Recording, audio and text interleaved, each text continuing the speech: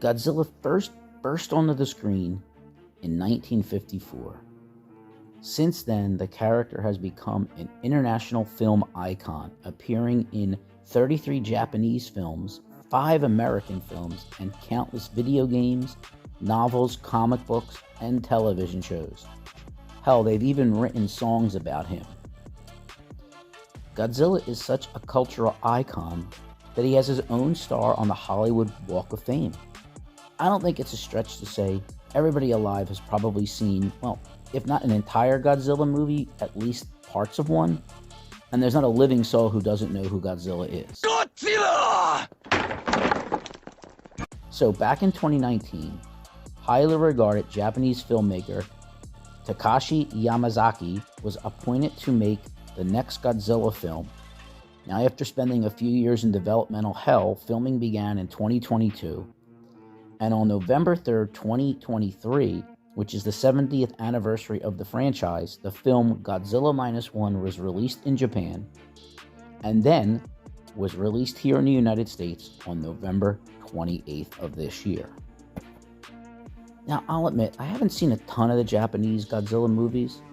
I've seen a handful, and I've seen all the American versions. And let's be honest, they've been hit or miss. 1998's Godzilla, that's a pretty bad film. 2014's is good. Godzilla vs. Kong in 2021 is pretty decent. And the trailer for its sequel, Godzilla X Kong, just dropped and is coming out next year. Although I haven't been a fan of that trailer. So this is the first live-action Japanese-made Godzilla movie since 2016's Shin Godzilla, which only had a very limited release in the United States. An exclusive and limited release. Now, I've been hearing a ton of positive buzz about this film for months, and it really crescendoed when it was released. I've even heard people say that this was the best film they saw all year, which is a pretty bold statement. So I had to see this for myself. Now, this past Saturday night, I grabbed my son, and we went to a late showing of Godzilla Minus One. Basically, we're being attacked by Godzilla. So what do we have here? Does this movie live up to the tremendous amount of hype or not? Well, before we answer that, let's talk a little bit about the plot to Godzilla Minus One.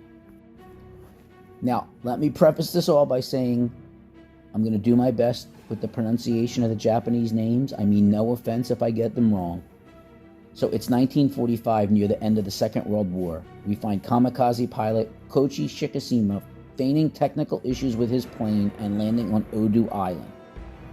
The lead mechanic, Takabana, he implies that, well, he knows that the plane is fine and that he shirked his duty. Now that night, a dinosaur-like creature named Godzilla attacks the base. Shikishima gets in his plane, but he cannot shoot the monster because he's terrified, and he's knocked unconscious. He wakes up to learn that everyone is dead, except for him and the mechanic. The mechanic blames him for failing to act.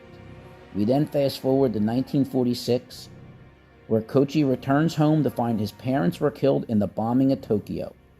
Plagued by survivor's guilt, he works as a minesweeper and begins supporting a woman named Noriko, whose parents also died in the bombing, and an orphan baby, Akiko, whom Noriko had rescued from the rubble. He's saving babies.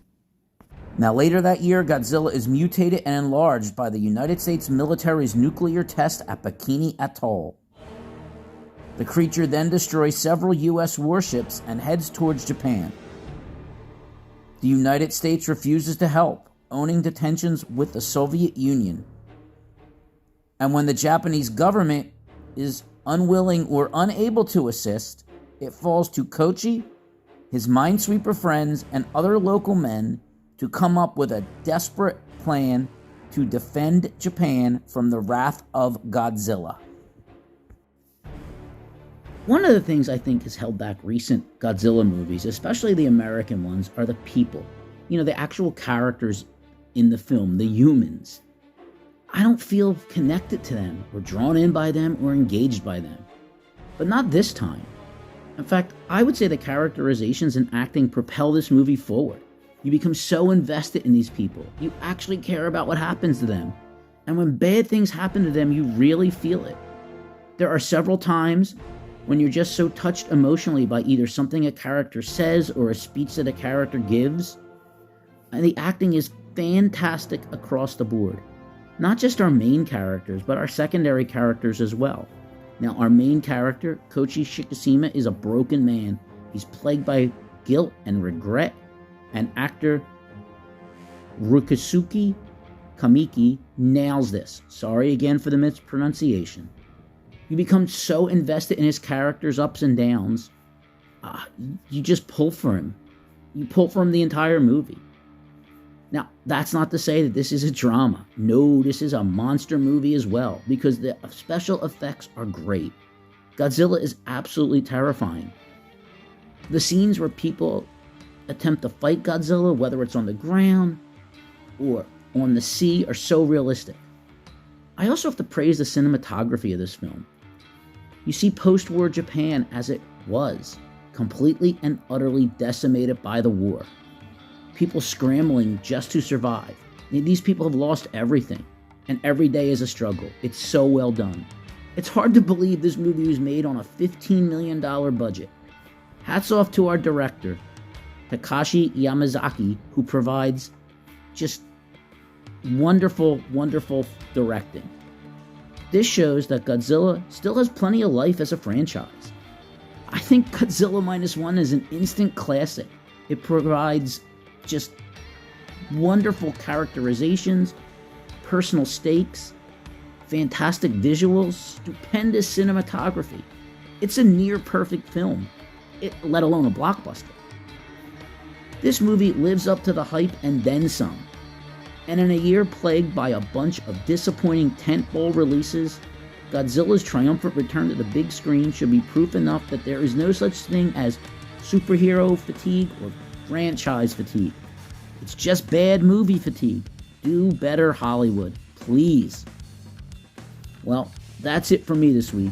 Tune in next week where I begin my top 40 year-end countdown. Now, this will only cover the 40 movies I've seen in the theaters this year. So, click that like button, subscribe, leave a comment, share this video with friends and enemies alike. And I thank you for giving me your valuable time, and I'll see you next week. Take care.